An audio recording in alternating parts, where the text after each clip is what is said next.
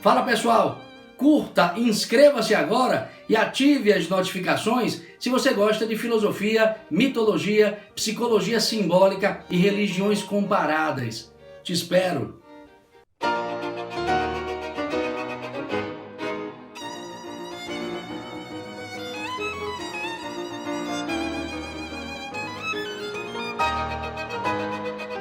O tema da live, como eu disse há pouco, extremamente importante para os nossos dias, moralmente tão escuros. Livre-se da culpa. E eu, para começar essa live, vou recorrer a uma passagem muito bonita da obra de Dante Alighieri, a famosíssima A Divina Comédia, mais precisamente o capítulo 31, o canto 31 do Purgatório. Momento em que Dante se encontra com a sua musa inspiradora, Beatriz, e esta,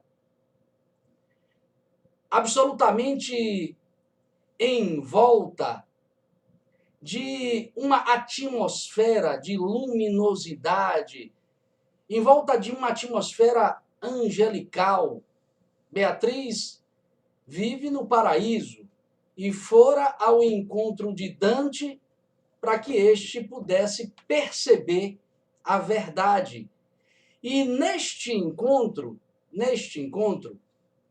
Beatriz exorta, provoca Dante Alighieri a confessar os seus pecados, a confessar as suas faltas perante a ela.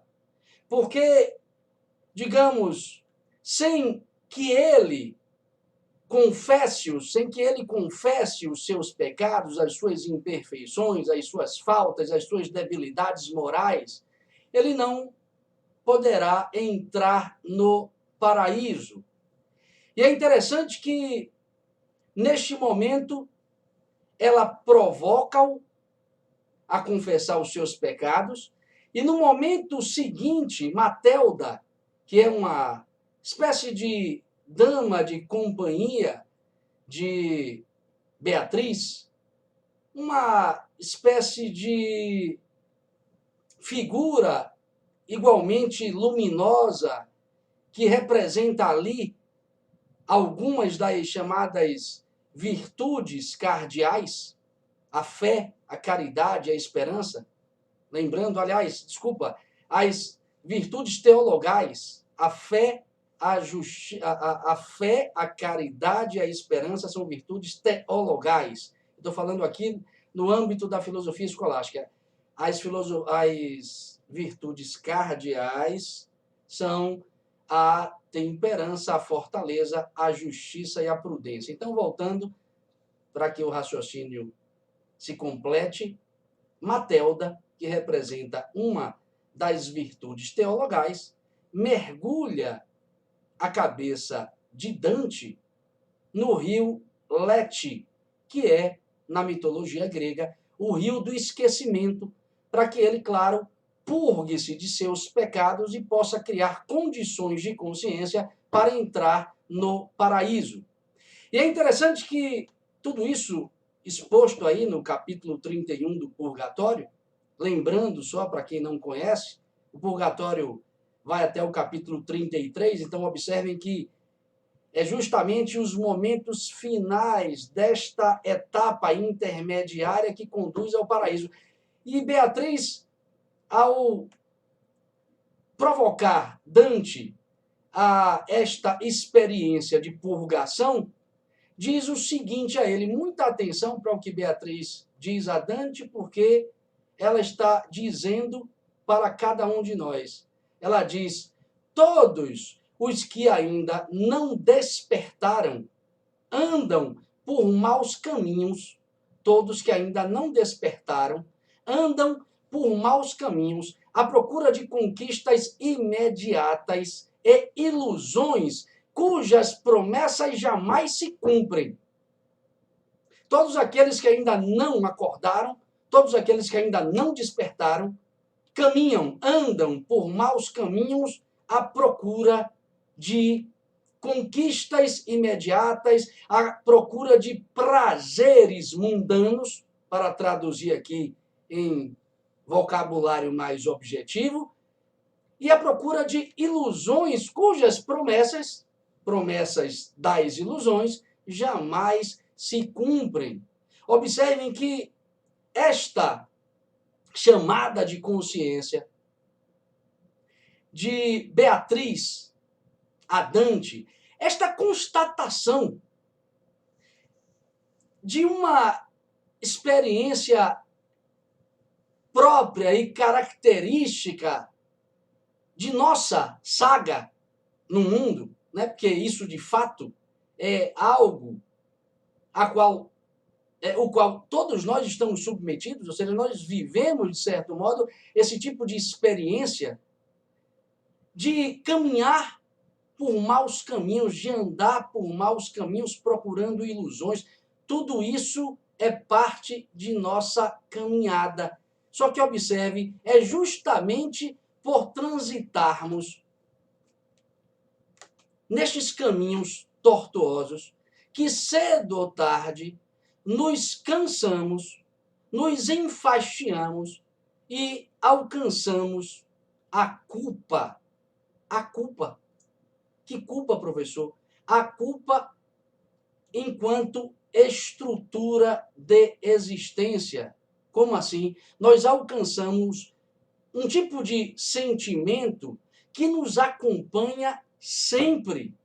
A culpa é o sentimento que se apresenta à nossa consciência. Observem, quando nós avaliamos os nossos atos de forma negativa, sentindo-nos responsáveis pelos nossos próprios erros, pelas nossas próprias faltas, pelas nossas próprias imperfeições.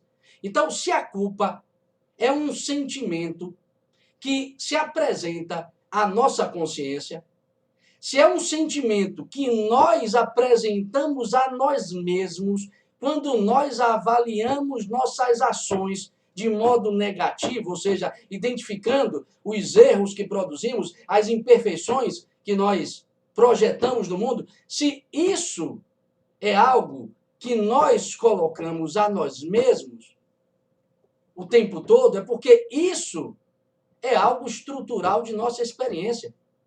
Como assim, professor? O senhor está me dizendo, então, que a culpa é algo incontornável na experiência humana? Exatamente. O que eu quero dizer é que, inevitavelmente, sentiremos culpa ou acumularemos culpas nesta labiríntica caminhada rumo ao encontro com nós mesmos. Então, observem vocês que cabe aqui uma pergunta que é que nós fazemos recorrentemente, independentemente de estarmos conscientes ou não de que vivemos essa culpa. Nós estamos sempre a nos perguntar como é que nós nos livramos disso? Como é que nós nos livramos deste peso que é a culpa? Como é que nós nos livramos deste pesar ou destes pesares? É interessante agora, me veio à cabeça o que Zeus diz a Prometeu quando da punição que ele, Zeus, impõe aos homens pelo fato de ter recebido o fogo sem a autorização dele. Zeus envia Pandora, e na caixa de Pandora há os males dos 1000 pesares. É assim como Hesíodo a expõe. Olha só o que tem na caixa de Pandora. Zeus envia aos homens os males dos 1000 pesares. Os males dos 1000 pesares. Então, nós abrimos a caixa ao simplesmente existirmos e nesta caminhada labiríntica, nesta caminhada caleidoscópica, como eu costumo dizer, nós teremos de lidar, inevitavelmente, com estes 1000 pesares, porque a culpa pesa. Professor, como me livro disso, então? É possível? É. Agora, observe o paradoxo. Porque se trata aqui de uma análise filosófica. E é preciso que você tenha muita atenção. Há como eu me livrar desses 1000 pesares? Há como eu me livrar da culpa?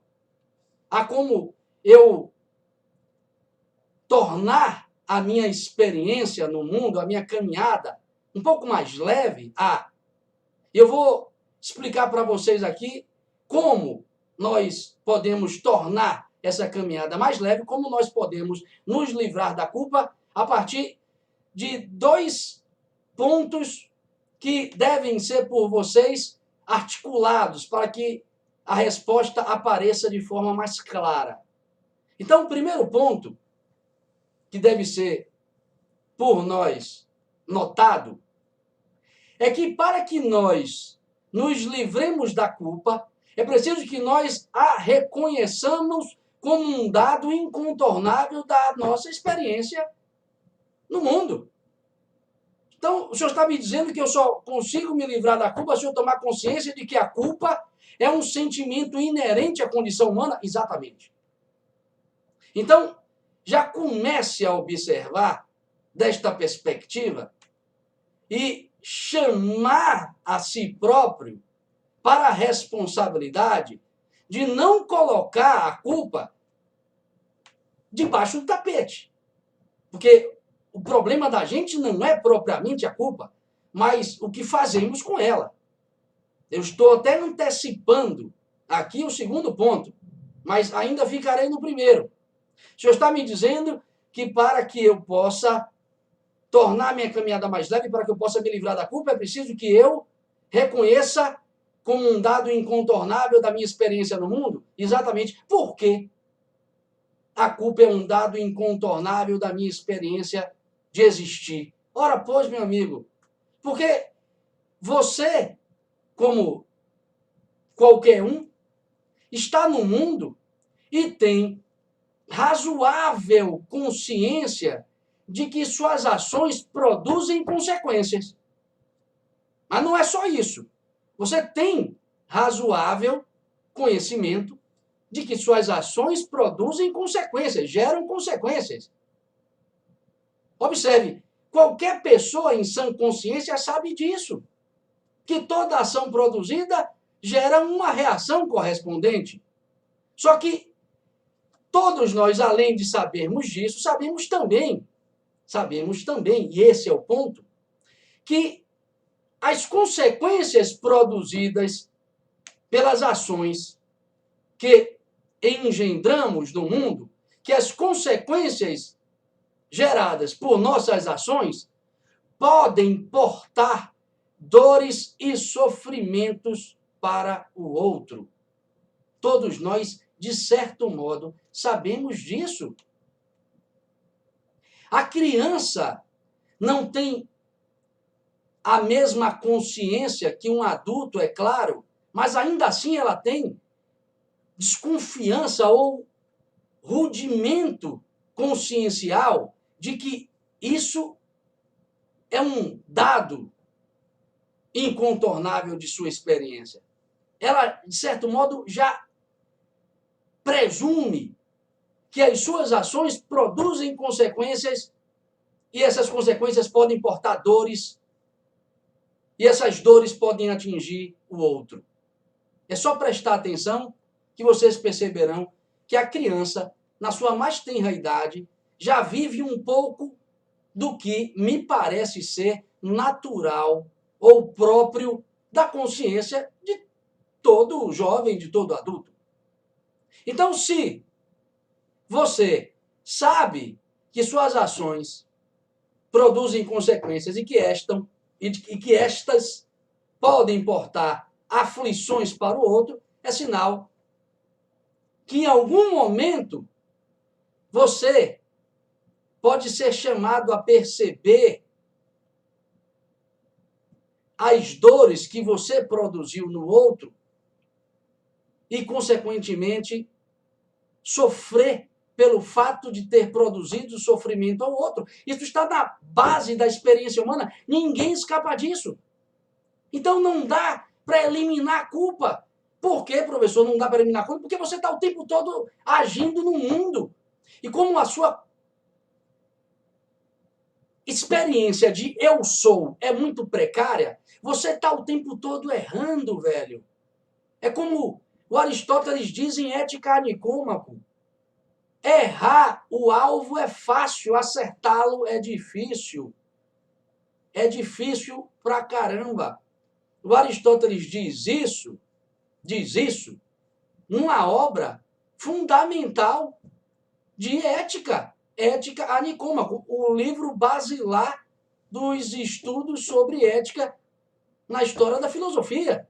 E ele diz o seguinte, olhe, consciência humana, aqui é terreno do erro. Você vai bater cabeça durante muito tempo para acertar em alguma coisa. Por isso que é preciso buscar a verdade, é por isso que é preciso buscar a virtude, é por isso que é preciso buscar a filosofia. Aqui é terreno pedregoso, aqui é terreno labiríntico. Então, se você está numa experiência em que você não consegue manter-se consciente o tempo todo, é claro que você vai produzir ações cujos efeitos serão danosos para os outros. Seja porque você as produziu conscientemente, seja porque você está no âmbito de uma ação com uma boa finalidade, tendo em vista uma boa finalidade. No entanto, como você se conhece muito pouco, você pensa que está no âmbito de uma finalidade legal, interessante, mas não está. Ou seja, o fato de você não conhecer-se a si mesmo em nível profundo, ou o fato de sua consciência ser descontínua, o fato de você não conseguir falar que é o que diz ser, te leva o tempo todo ao erro, e o erro produzirá, em algum momento, danos aos demais. E você, cedo ou tarde, tomará consciência disso e se culpará. Você pode evitar isso na sua vida? Não. Não pode. Professor, e quando eu chegar no momento da minha morte? Pois é. Pode chegar no seu momento final de vida, ainda assim, poderá sentir culpa. Poderá sentir, naquele instante, arrependimento pelos atos que produziu. E tomara que chegue com esse sentimento de arrependimento, porque ele purga, é porque nós temos uma imagem deturpada ou pobre a respeito desse sentimento de culpa e de arrependimento, porque eu estou falando aqui no âmbito de uma culpa, ou da culpa entendida como um apelo da consciência moral, e não como um sentimento de rebaixamento de consciência. A culpa no sentido de um apelo da consciência moral que habita em você. Então entendam uma coisa que é basilar na filosofia tradicional do Ocidente e do Oriente. Não sou eu quem está falando isso, é a tradição inteira comigo. A sua consciência sabe de si mesma. Você pode perguntar, o que ela sabe de si mesma em mim, professor? Ela sabe que ela tem um destino, e o destino para o qual ela se dirige é a unidade de si mesma, e que para ela alcançar essa unidade de si mesma, essa completude, essa autossuficiência, essa felicidade, ela só pode alcançar através de uma vida moral, através de uma ética que não é propriamente a produzida num tempo histórico, porque a consciência humana é consciência humana independente de época ou de lugar. A consciência humana ela não é algo submetido ao tempo, ela é em si mesma alguma coisa que sabe de si. E ela sabe de si e sabe do caminho que precisa caminhar para alcançar a si mesma. Esse caminho é moral. Por isso ela vai te importunar a vida inteira, chamando você para rever os seus próprios atos. Por quê? Porque ela está solicitando que você ajuste as coisas de modo a permitir que ela, a consciência, alcance algum tipo de unidade, algum tipo de verdade, algum tipo de consistência nessa existência tão nessa experiência tão fugidia, tão escapista, que é a nossa experiência no mundo.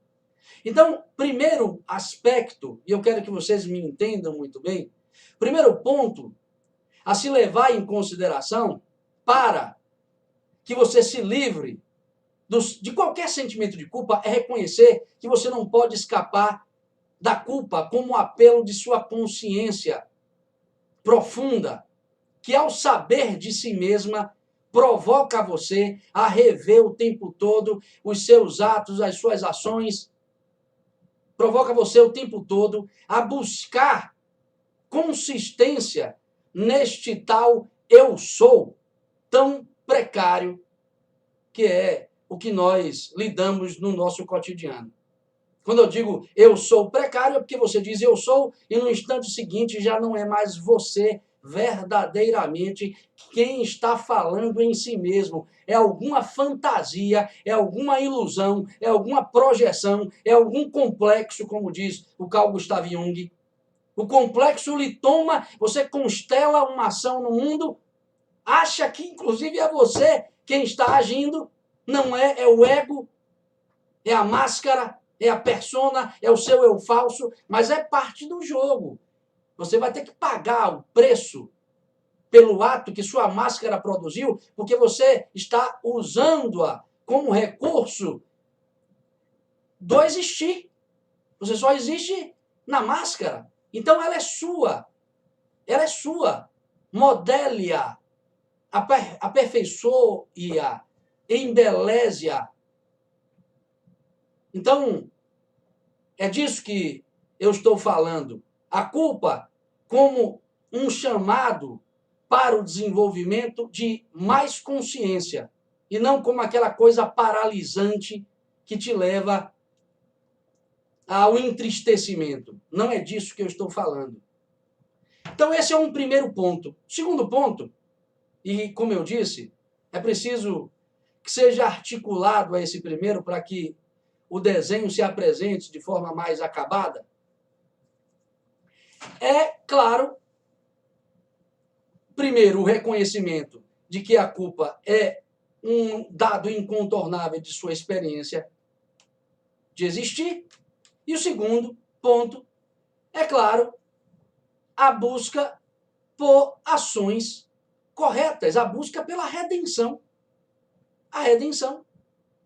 Ou seja, quando nós nos sentimos culpados, o que a consciência quer ao provocar este sentimento é que nós não fiquemos parados esperando que o tal tempo corrija os efeitos produzidos pelas nossas ações. Porra, não é.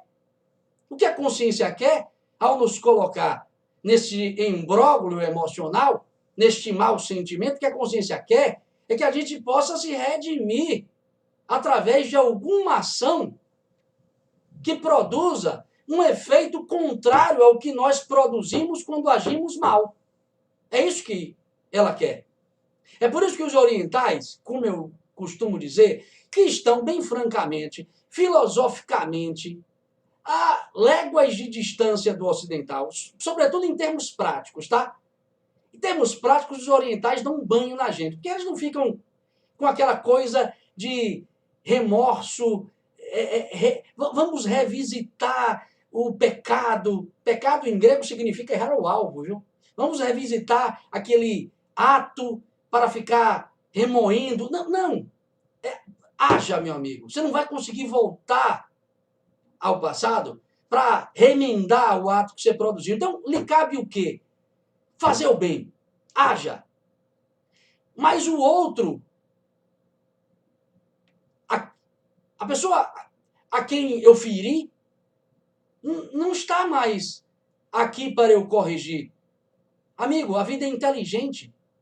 Você não precisa necessariamente corrigir a ação que você produziu. Você não precisa corrigir curar a ferida que você produziu no outro, na pessoa específica que você produziu a ferida, porque a vida é inteligente e ela te dá o tempo todo a oportunidade de curar essa ferida no outro, agindo em prol de um outro, que não é o primeiro para o qual você dirigiu esta ação danosa. Ou seja, haja procurando fazer o bem sem olhar a quem. Não é assim que o povão fala? Tá certo. O mecanismo inteligente da vida, ou na linguagem filosófica oriental, o karma, com sua inteligentíssima matemática, tenha certeza, ajustará as coisas de modo a redimir você do ato que você produziu contra uma pessoa que não está nem mais no âmbito de suas possibilidades de ação corretiva. Então, não mire propriamente a pessoa. Às vezes a gente se apega à ideia de somente agir produzindo um bem àquela pessoa que foi por nós ferida, porque a gente não quer produzir o bem, porque a gente pode produzir o bem independentemente de ter ferido uma pessoa. Então, observe que a redenção, enquanto caminho de ação corretiva, é o segundo aspecto a ser considerado para que nós possamos nos livrar da culpa. Só que tem um detalhe, meu amigo. Um detalhe, que não é um detalhe qualquer. Redimir-se conscientemente dos erros pressupõe auto-observação constante. Pressupõe mais do que se auto-observar. Exige se auto-observar com profunda sinceridade interior. E aí, eis que aparece em suas mãos um grande abacaxi. Porque falar é fácil. Falar é fácil. Redima-se de seus atos. Ouvir o professor Ronald aqui falando, assimilar isso é fácil. Agora vá viver isso. É um grande abacaxi. Porque você vai precisar primeiro criar uma rotina de auto-observação constante. Uma rotina apregoada como um método pelo pai da filosofia, Sócrates, que é o fundador do método do exame de consciência como caminho de encontro consigo mesmo. É o caminho da eudaimonia, ou da felicidade filosófica, aqui falando, claro, a nível filosófico grego. Ou seja, o Sócrates é o pai do método da autossinceridade interior como caminho para a autobastança, como caminho para a vida soberana, como caminho para a felicidade. Então, se você precisa examinar-se constantemente, diariamente, se você precisa examinar sua consciência todos os dias, é sinal, claro, que você está todos os dias errando o alvo. Errando o alvo. Só que não é fácil examinar a própria consciência. Não é fácil ser sincero consigo mesmo. Porque é preciso que você identifique dentro de você alguém a quem você não possa mentir. Por isso que é tão difícil. Como assim, professor? Se o senhor está dizendo que é difícil encontrar em mim alguém a quem eu não possa mentir, significa que eu estou, então, mentindo para mim mesmo o tempo todo? Porra, é claro! Ou você nunca notou isso? Se não notou, porque está dormindo. É o que a Beatriz disse. Olha o que ela fala. Todos aqueles que ainda não despertaram andam por maus caminhos. Nós andamos por maus caminhos porque nós não estamos despertos dentro da gente. A gente pensa que conversa com nós mesmos, mas no fundo essa conversa se dá a nível meramente psicológico. Só que é preciso alcançar um outro nível de conversação interior, é preciso alcançar alguém em nós a quem a gente não consiga mentir. Por isso, Deus é tão necessário. Claro, Deus aqui, filosoficamente, mas também religiosamente. Porque tanto o Deus da filosofia quanto o Deus da religião ou das religiões apontam para uma unidade absoluta dentro de nós que nos espera para que nós possamos nos confessar todos os dias, para falar aqui em termos agostinianos. O Santo Agostinho escreveu uma obra intitulada Confissões. Os que não conhecem nada de filosofia olham para este livro e pensam, ora, é um livro cristão de, sei lá, um santo da Igreja Católica que, imbuído de seu sentimento por Deus, imbuído de sua fé, escreveu lá algo muito particular. Não! Essa experiência descrita pelo Santo Agostinho, essa sua experiência pessoal, é a experiência que essa interioridade mais profunda nossa espera que nós façamos. A vida espera que a gente faça todos os dias o que Santo Agostinho exprimiu nesta obra. O que ele exprime? Uma experiência de exame diário de consciência. Na verdade, o Santo Agostinho, ele não confessa somente para si próprio, e esse si mesmo dele, como ele diz lá nesta obra, é Deus, que Deus está nele, palavras dele, Santo Agostinho. Ele não confessa um ou outro acontecimento, um ou outro engano, ou como ele próprio diz, uma ou outra iniquidade de sua consciência.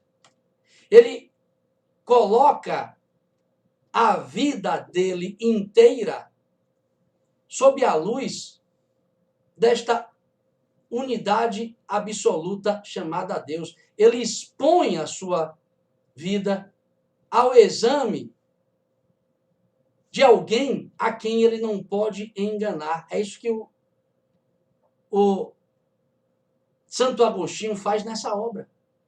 Ele está pondo em movimento um método filosófico inaugurado por Sócrates, só que de um outro modo. O exame da consciência é condição imprescindível para que nós não nos enganemos todos os dias.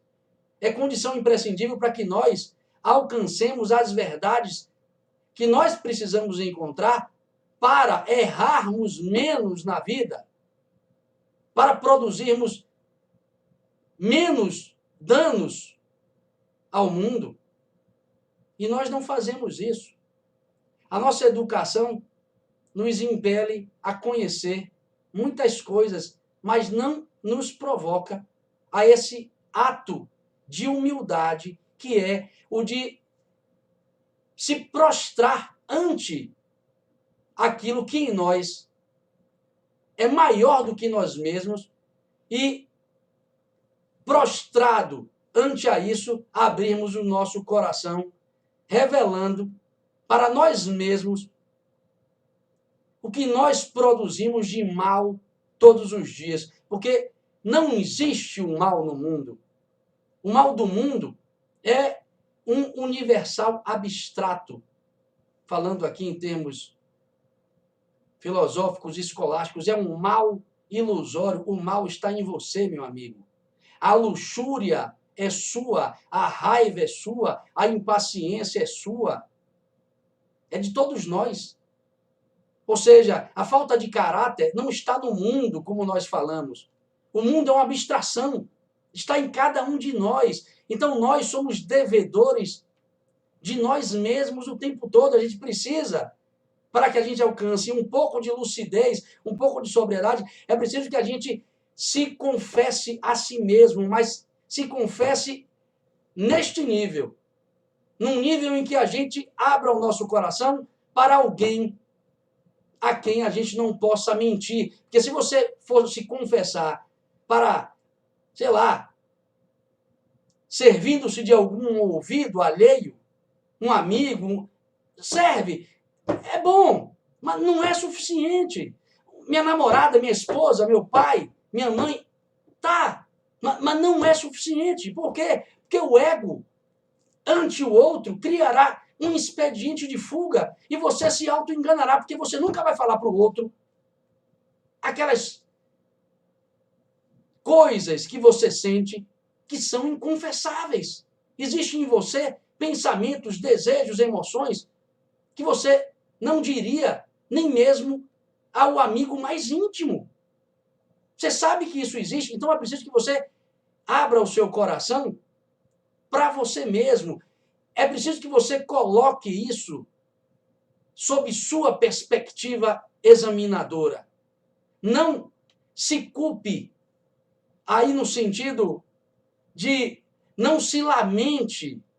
Perceba que você está no âmbito dessa experiência e que você quer mudar e que você se esforçará para mudar. A gente precisa colocar os nossos defeitos na nossa alça de mira. Se a gente não colocá-los sob nossa mira todos os dias, por mais que amanhã você renasça com eles, por mais que amanhã você novamente incorra nos mesmos erros que você incorreu no passado, pouco importa isso. Isso não é o aspecto mais importante. O importante é que você não pode perdê-lo de vista. Porque se você perdê-lo de vista, ele irá se esconder em você e cedo ou tarde agirá em seu lugar, sem que você tenha consciência disso. Então, o exame de consciência é o ato primeiro da lucidez, como é dito pela filosofia cristã mística. É o primeiro ato da teoses, que é o caminho para a iluminação da consciência. Ou seja, o primeiro ato rumo à iluminação mística, segundo a tradição cristã, é o ato da autopurificação. Agora, independentemente de buscarmos esse horizonte da iluminação mística, porque isso é coisa para santo, nós, pangarés, precisamos buscar um pouco de lucidez no mundo, velho. É um pouco de coerência, é um pouco de autorrespeito e um pouco de autossoberania para que possamos, de fato, nos dizermos felizes. Ou seja, é um ato que merece atenção para que a gente possa deixar essas migalhas que nós chamamos aí de felicidade. Isso exige de nós esforço, exige de nós luta interior, exige de nós vigilância. Então, caso a gente não busque este horizonte como passo para esta tal redenção, como diz o psicanalista Igor Caruso, você cedo ou tarde, meu amigo, cedo ou tarde começará a sentir certas inibições, certos medos, certos embotamentos psicológicos, sem conseguir identificar de onde isso provém. Como assim, professor? O que é que esse psicanalista diz? Ele fala que as nossas neuroses, as nossas principais angústias decorrem da repressão de nossa consciência moral. Para ser mais preciso, decorrem das pás de cal que nós jogamos àquela voz interior que nos aponta, mesmo de longe, o que é certo e o que é errado. Porque no fundo, bem lá no fundo, nós sabemos o que é melhor para nós mesmos. Nós sabemos bem lá no fundo o que é o certo a fazer. A gente não dá atenção a isto. Aí é outra coisa. E o Igor Caruso vai dizer, pois é, a tal neurose estrutural identificada por Freud, a tal neurose freudiana, como estrutura psíquica, não decorre da inibição dos instintos, não decorre da repressão dos desejos, não decorre da repressão da libido, decorre da repressão deste eu maior que quer falar em nós, que quer apontar para nós o caminho certo e nós, em nome de certas conveniências, não damos ouvido. Cedo ou tarde, o acúmulo dessas pás de cal jogadas em nossa consciência nos leva à angústia, aos medos inexplicados, medos sem causas, ao pânico e à inibição da própria vida como um todo. A gente se constrange cedo ou tarde. É claro que a gente não nota tudo isso porque estamos muito pouco atentos a essas questões. Então, para finalizar, culpa, para que a gente possa se livrar disso, é preciso que tomemos consciência de que isso é um dado incontornável da nossa experiência, porque temos uma consciência moral que nos chama o tempo todo à verdade. E a verdade, para cada um de nós que transita neste mundo movediço e cheio de muitas mudanças, a verdade pressupõe exame de consciência. Então, este é o primeiro elemento, reconhecimento de que nós não podemos escapar desse apelo da nossa consciência moral e, claro, reconhecimento paralelo de que a gente precisa agir em nome das verdades que nós já trazemos conosco e para que isso seja viabilizado em nós mesmos, é preciso que nós sejamos auto-sinceros ou sinceros, profundamente sinceros. Pensem sobre isso e na quinta-feira a gente trata de mais um tema. Fiquem com Deus e boa semana. Fui. Gostou desse vídeo? Então curta, inscreva-se agora e ative as notificações para não perder nenhuma reflexão filosófica. Te espero!